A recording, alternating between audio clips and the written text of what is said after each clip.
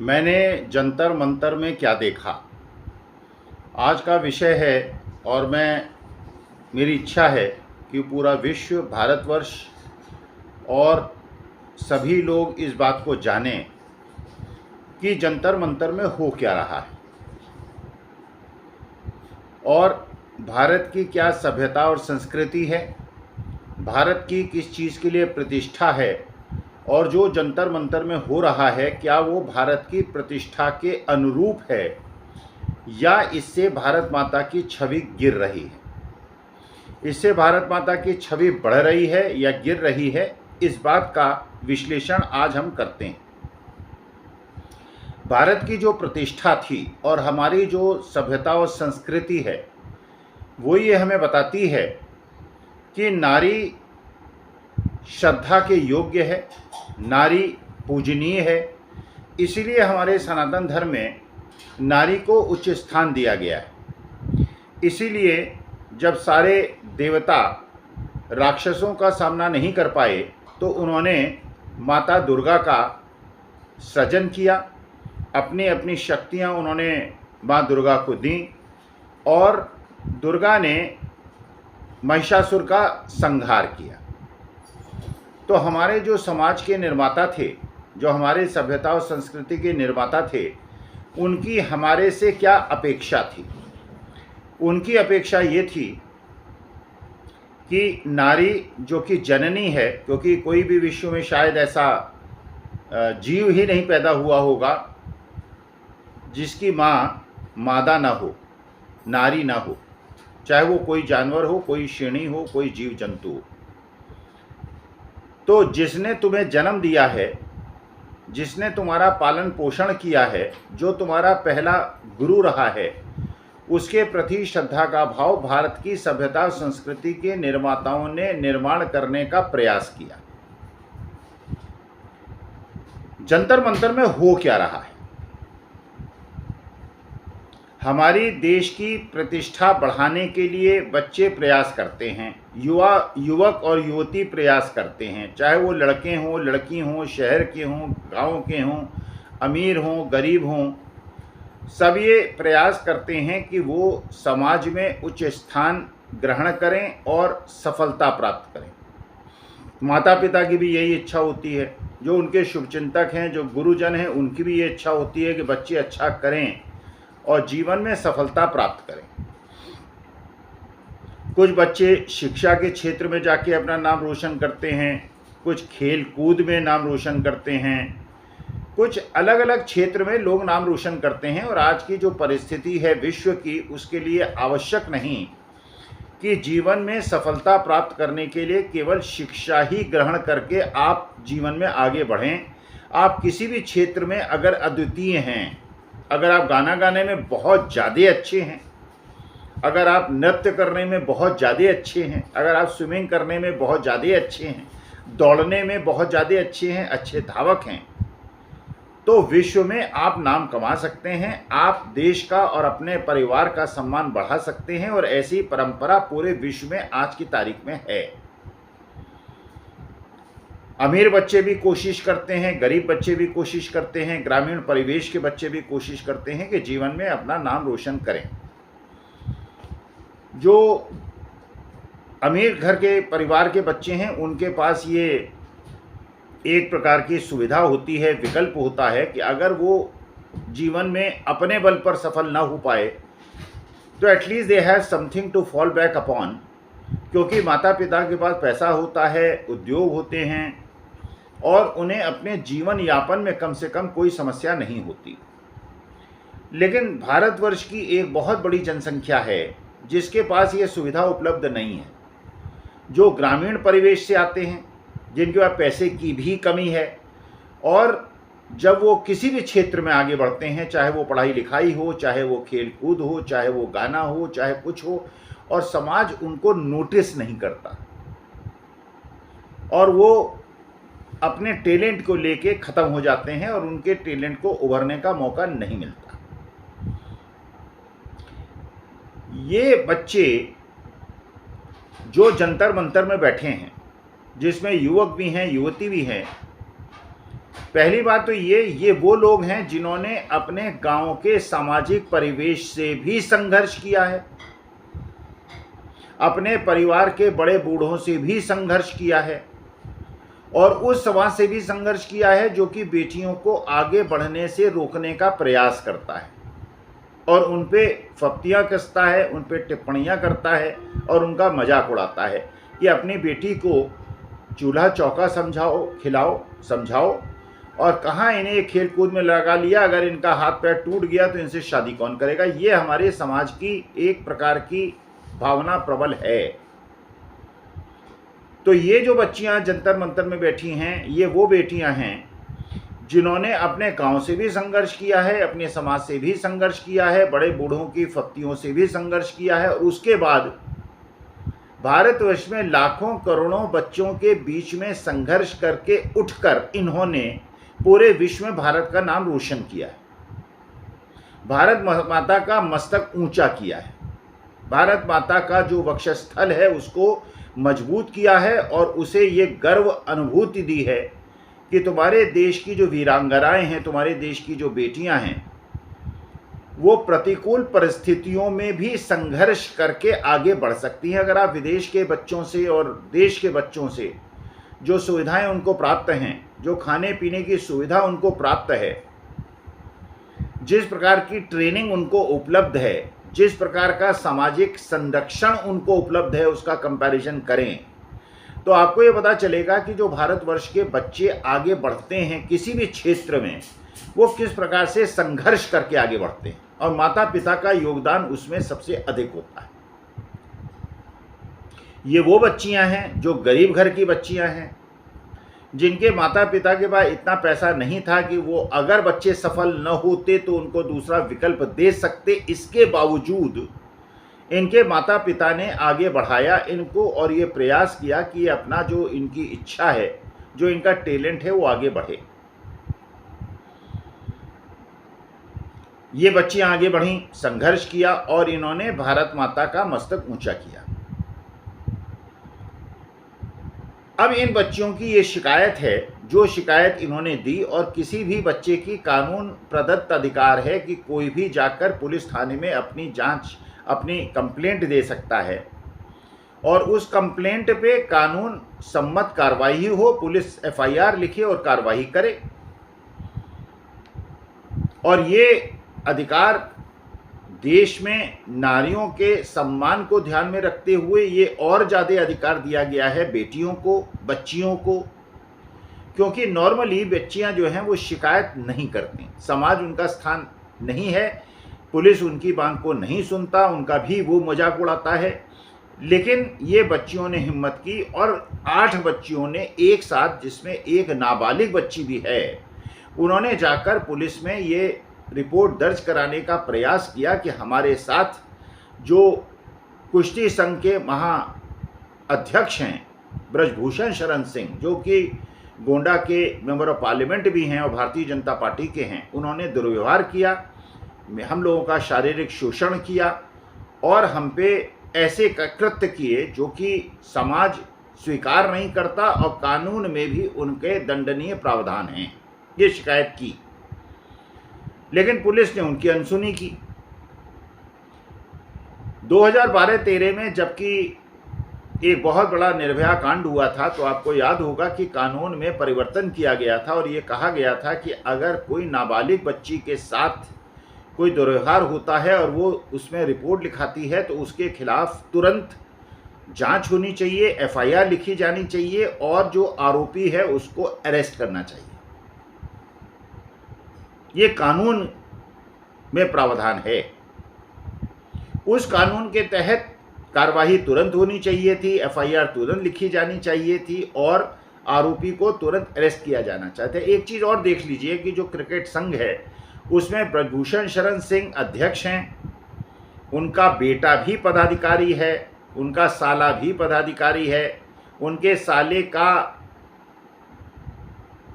उनके बेटे का जो साला है वो भी उच्च पद पे है। तो उनका पूरा परिवार जो है, उनकी सामाजिक जो स्थिति है वो बहुत ज़्यादा मजबूत है, और जो ये बच्चियां हैं, ये जो बेटियां हैं, उनसे सामाजिक शक्ति के आधार पर संघर्ष नहीं कर सकती। इसलिए यह कानून का कर्तव्य है, ये समाज का कर्तव्य है, ये शासन का कर्तव्य है, ये जो शासन में बैठे हुए लोग हैं उनका कर्तव्य है कि इन बच्चियों को संरक्षण दे, इनकी बात सुने और इनके साथ अन्याय न होने दे, जो हमारे सभ्यता और संस्कृति के अनुरूप है। जब ये बच्चियों की बात नहीं सुनी जाती तो ये बच्चियां सुप्रीम कोर्ट जाती हैं, सुप्रीम कोर्ट आदेश करता है कि एफआईआर लिखी जाए और जांच करके कार्रवाई की जाए। 6-7 दिन हो जाते हैं, लेकिन अभी तक न तो आरोपी से कोई पूछताछ होती है या ना कि आरोप लगाने वाली बच्चियों से कोई पूछताछ होती है, और बच्चियां जंतर मंतर में प्रोटेस्ट करती हैं।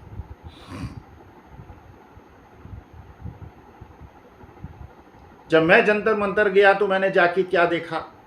मैंने वहां जाके देखा कि वहां पे करीब 1000-1500 स्क्वायर फीट का एक एरिया है जिसमें बहुत सारे अलग अलग प्रकार के प्रदर्शनकारी बैठे हुए हैं। एक्स सोल्जर्स भी हैं, कुछ और संगठन हैं, और उनमें ये जो पहलवान बेटियां हैं जिन्होंने देश का सम्मान बढ़ाया है वो भी बैठी हैं।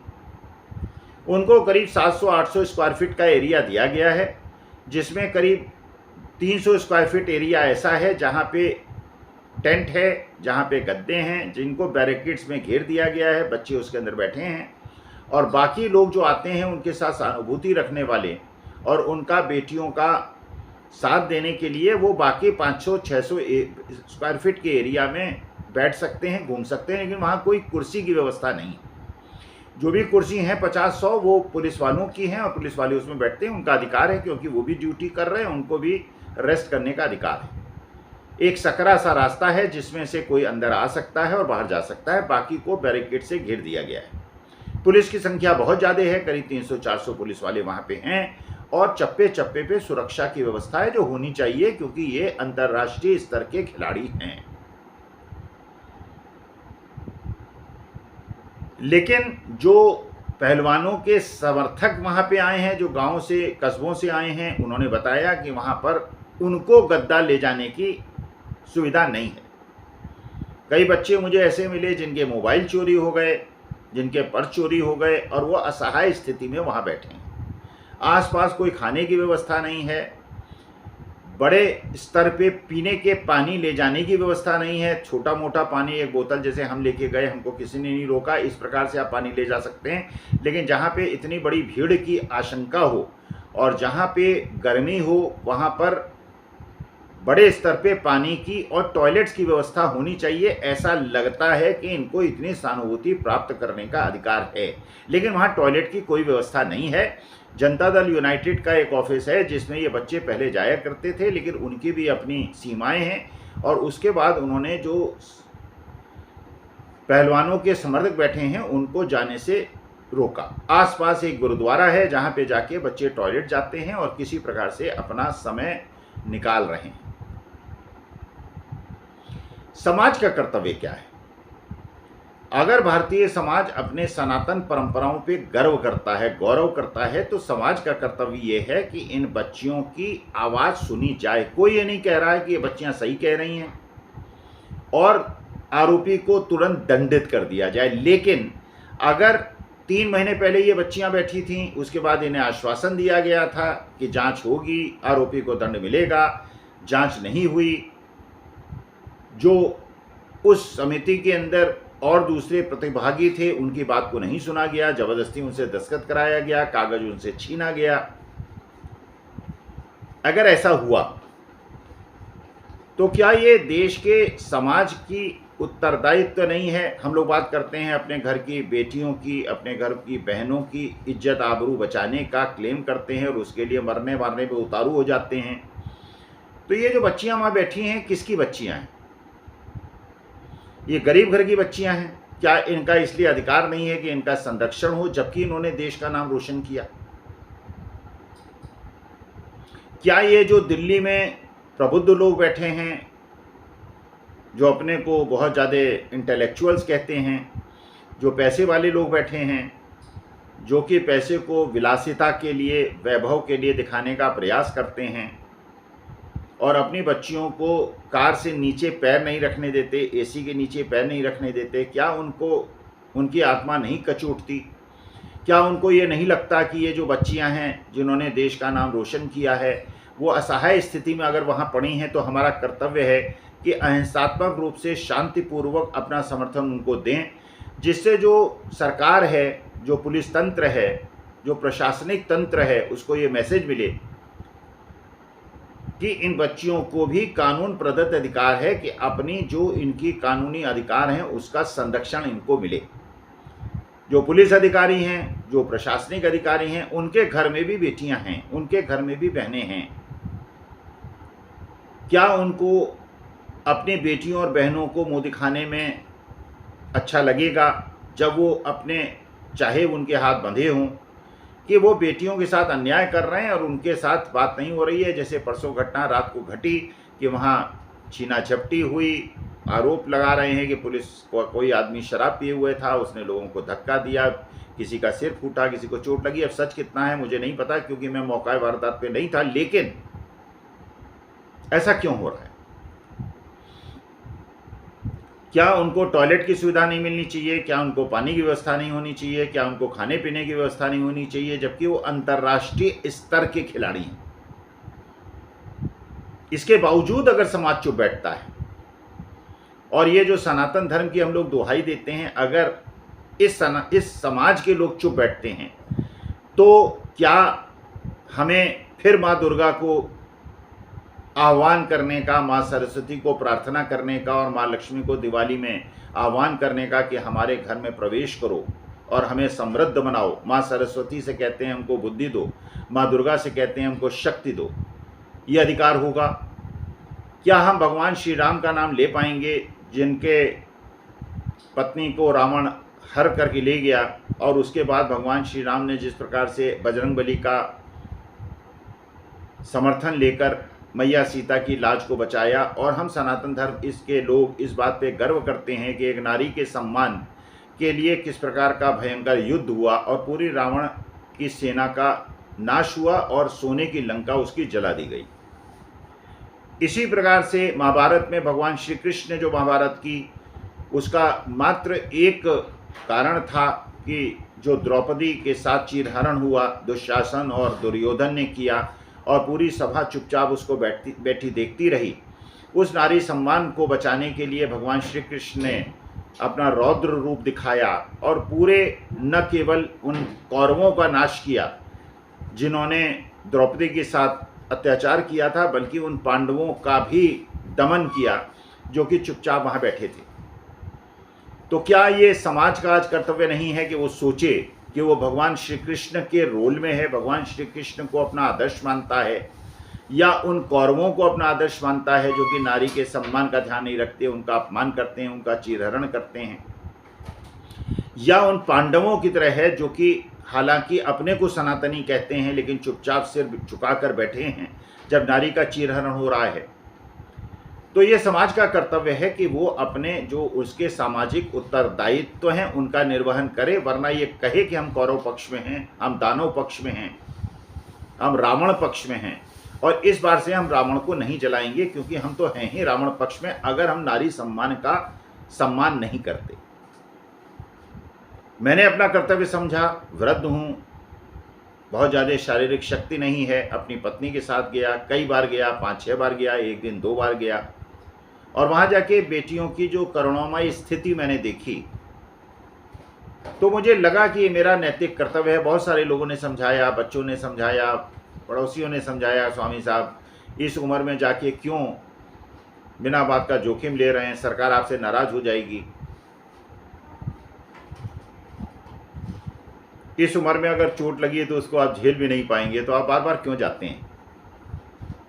तो मुझे लगा कि ये मेरा राष्ट्र के प्रति कर्तव्य है, इस भारत माता के प्रति कर्तव्य है, जिस भारत माता को मैंने अपनी जन्मदायिनी माँ के बाद अपनी माँ माना है, और आज माँ नहीं है मेरी जो जन्म जिसने दिया, लेकिन ये भारत माता मेरी माँ है। तो इसके प्रति जो मेरा कर्तव्य है, इसके प्रति जो मेरा ऋण है, उसको उऋण करने के लिए मेरे लिए आवश्यक है कि मेरा जो कर्तव्य है, कम से कम जब आंख बंद हों तो मुझे ये लगे कि जो भारत माता की मुझसे अपेक्षा थी, माँ की जो मुझसे अपेक्षा थी, वो मैंने किया और अपने कर्तव्यों का निर्वहन किया। इसलिए मैं बार बार जाता हूँ। और बाकी जो भगवान की इच्छा है, जो परमेश्वर की इच्छा है, जो कानून और सरकार की इच्छा है, वो करे। लेकिन मुझे लगता है कि जो मुझे करना चाहिए मैं कर रहा हूँ। इसलिए मेरी आत्मा कम से कम ये मेरा समर्थन करती है। और मेरी अगली पीढ़ी भी जब ये देखेगी और करेगी और इन वीडियो को देखेगी तो उसे लगेगा कि अखिल स्वामी जो उनके पूर्वज थे, उन्होंने उन कर्तव्यों का निर्वहन किया, उन चीज़ों का पालन किया जो कि सनातन धर्म भी सिखाता है, भारतीय सामाजिक परिवेश भी सिखाता है, यहाँ की सभ्यता और संस्कृति भी सिखाती है। और ऐसा मैंने किया। पूरा विश्व हमारे बारे में क्या सोच रहा होगा? भारत की प्रतिष्ठा इससे बढ़ रही होगी या गिर रही होगी? वहाँ पे इंटरनेशनल मीडिया भी है। इंटरनेशनल मीडिया तब भी था जबकि किसान 13 महीने बैठे रहे थे, एक जिद में 3 कानून लाए गए थे, पीछे न हटने की बात की गई थी। पार्लियामेंट में जिस प्रकार से बिल पास हुआ था आपने देखा था। और 13 महीने जिस प्रकार से किसानों ने संघर्ष किया था और उनको दिल्ली को चारों तरफ से कटीले तारों से घेर दिया गया था। और उसके बाद जो बिल पास किए गए, जिसके लिए प्रताड़ित किए गए किसान और जिसके लिए 750 किसानों ने अपनी शहादत दी, वो बिल वापस भी ले लिए गए। मान लिया गया कि वो बिल गलत थे और किसानों की बात अगर पहले मान लेते तो इतनी शहादत भी ना होती और इतना नुकसान देश की प्रतिष्ठा को न होता। आज फिर पूरा विश्व हमको बड़े कौतूहल से देख रहा है, विस्मय से देख रहा है कि जो समाज ये कहता है कि वो बेटियों का, नारियों का सम्मान करता है, उसको पूजनीय मानता है, वो समाज इन बेटियों के साथ हो रहे अन्याय को कैसे सहन कर रहा है। मेरे को याद है वो दृश्य जब साक्षी मलिक को इनाम मिला, पहला इनाम लेके वो आई और जिस समय उसका नाम पुकारा गया, वो तिरंगे को अपने सीने में लपेट के पूरे ऐसे उल्लास से उसने कहा कि 140 करोड़ भारतवासियों का आशीर्वाद है जिसकी वजह से मैं ये वो बेटियां हैं जो भारत माता को अपनी माँ मानती हैं और भारत माता भी इनको अपनी बेटी मानती है। लेकिन क्या ये समाज, ये शासन और ये जो भटका हुआ समाज है उनको अपनी बेटियां मानता है, उनको अपना सम्मान का प्रतीक मानता है? मुझे याद आया वही राकेश शर्मा से जब इंदिरा गांधी ने पूछा था कि तुम्हें ऊपर जाकर जब तुम ये हो तो तुम्हें धरती कैसी लग रही है। उन्होंने कहा, राकेश शर्मा ने, कि सारे जहां से अच्छा हिंदुस्तान हमारा। ये वो देश है जहाँ पे संतान गर्व करती हैं वो भारत में पैदा हुए, भारत की धरती में उन्होंने जन्म लिया। लेकिन उस धरती में हमें गर्व इस बात का था कि यहाँ पे लोकतांत्रिक व्यवस्था है, यहाँ पे धर्मनिरपेक्षता है, सभी धर्मों का सम्मान होता है, आपस में झगड़े नहीं होते, हमारे जो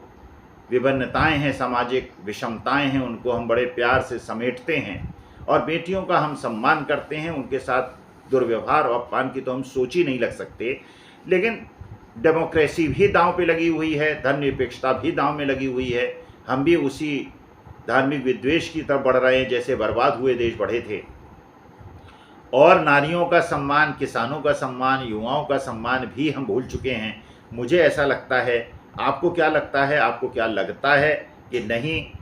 जो हमारे सेकुलर मूल्य हैं, जो हमारे नारी के प्रति सम्मान की भावना है, क्या उसका निर्माण हो रहा है? और जो आरोपी ब्रजभूषण शरण सिंह है वो आज भी प्रेस कॉन्फ्रेंस कर रहा है, जर्नलिस्ट को डरा रहा है, धमका रहा है, अपने बाहुबल का आतंक दिखा रहा है। और प्रशासन चुप है, शासन चुप है, क्योंकि वो एक दबंग आदमी है। और दूसरी तरफ ये बेटियां हैं, ये इनका सामाजिक परिवेश, इनका आर्थिक परिवेश ऐसा नहीं है ये संघर्ष कर सकें। तो ऐसे समय में क्या हमारे समाज का, हम जैसे बुजुर्गों का जो देश के प्रति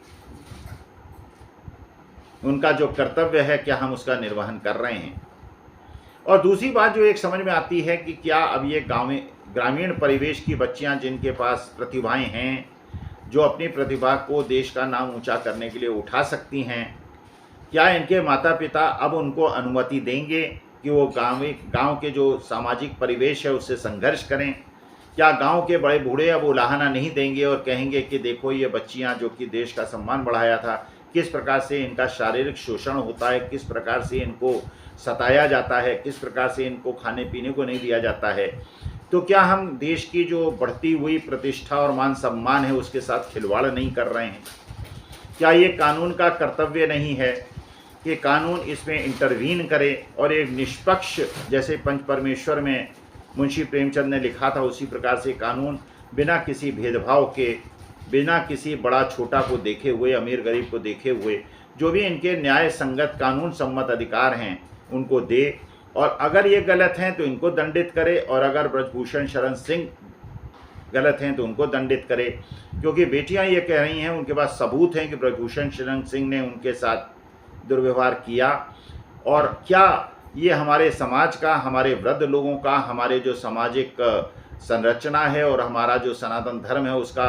दंभ भरने वालों का कर्तव्य नहीं है इनके बेटियों के समर्थन में आए। तो मैंने जंतर मंतर में जो देखा, दुर्व्यवस्था देखी, बेटियों के साथ होते हुए अन्याय को देखा, बेटियों के साथ आए हुए जो लोग हैं, जो उनके समर्थक हैं, उनके पास सहानुभूति रखने वाले हैं, उनकी दुर्दशा देखी। मैंने बेटियों की आंखों में आंसू देखा, मैंने बदहवासी देखी, और मैंने उसी प्रकार का तंत्र देखा, क्योंकि मेरा जन्म 1952 में हुआ था, अंग्रेज़ों का शासन मैंने नहीं देखा। मैंने वैसे ही समय का कल्पना की कि वैसा ही समय रहा होगा जिस प्रकार से बेटियों की आबरू इस प्रकार से लूटी जाती रही होगी। बिल्कुल ऐसा लग रहा था कि वो पुलिस की छावनी है और ये कोई दुर्दांत अपराधी हैं जिनको चारों तरफ से घेर लिया गया है और इनको सताया जा रहा है कि धरने से उठ जाओ। मुझे ऐसा लग रहा था कि मैंने फिर वही दृश्य देखा कि किस प्रकार के हमारे देश के वीर लोगों ने संघर्ष किया था। लेकिन मैं पुलिस अधिकारियों से, प्रशासनिक अधिकारियों से भी हाथ जोड़ के प्रार्थना करता हूँ कि अपनी नौकरी बचाना एक अच्छी चीज़ है, लेकिन आपका जो कर्तव्य है वो देश के संविधान के प्रति है, कानून के प्रति है। सत्ता तो आती जाती रहती है, सत्ता बदलती रहती है, तो जो संविधान ने आपको कर्तव्य आपके बताए हैं और आपने संविधान की शपथ ली है, तो जो भी कानून प्रदत्त इन बच्चियों के अधिकार हैं वो दें। और अपने घर में जब जाएं आप, तो कम से कम रात में अच्छी तरह सो पाएँ, अपनी बेटियों को मुँह दिखा पाएँ, आपकी बहन आपको राखी बांधने से इनकार न कर दे। और सनातन परंपरा जो हमारी पूरे विश्व में जिसकी धाक थी, जिसकी पताका फहराती थी, वो इसी प्रकार से फहराती रहे और हमें वो दुर्दिन न देखने पड़े जब हमको हिकारत की दृष्टि से सनातन धर्मियों को और हिंदुओं को न देखा जाए। क्योंकि मैं एक कट्टर सनातनी हूँ, एक अच्छा हिंदू हूँ, एक समर्पित हिंदू हूँ, पूजा पाठी हिंदू हूँ, मैं मूर्ति पूजक हिंदू हूँ। लेकिन इन बेटियों की दुर्दशा देखकर मुझे लग रहा है, मुझे शर्म आ रही है कि हम किस प्रकार के समाज की ओर बढ़ रहे हैं, जहाँ हिंदू मुसलमान के बीच में वैमनस्य फैलाया जाता है, जहाँ कपड़े देखकर लोगों को पहचाना जाता है, जहाँ पे अलग अलग प्रकार के विद्वेष पैदा कराने का प्रयास होता है, बेटियों के साथ अन्याय होता है। तो मेरी आप लोगों से करबद्ध प्रार्थना है, हाथ जोड़ के प्रार्थना है, तो हमारे जो सामाजिक परिवेश है, हमारी जो संस्कृति और सभ्यता है, उसको बचाने के लिए इन बच्चियों का साथ दें, इनको अपना आशीर्वाद दें, इनको अपना सहयोग दें। और गांधीवादी तरीके से, अहिंसात्मक तरीके से सरकार से मेरा यह अनुरोध है कि वो जो उनके जनता ने उनको लोकतांत्रिक रूप से चुनकर वहाँ गद्दी पे बिठाया है, तो वो जनता की आवाज़ को सुने, इन बेटियों की आवाज़ को सुने और ऐसा काम न करें जिससे देश की प्रतिष्ठा पूरे विश्व में गिरे और हमारे मस्तक जो है झुके। प्रार्थना यही है। बहुत बहुत आभार।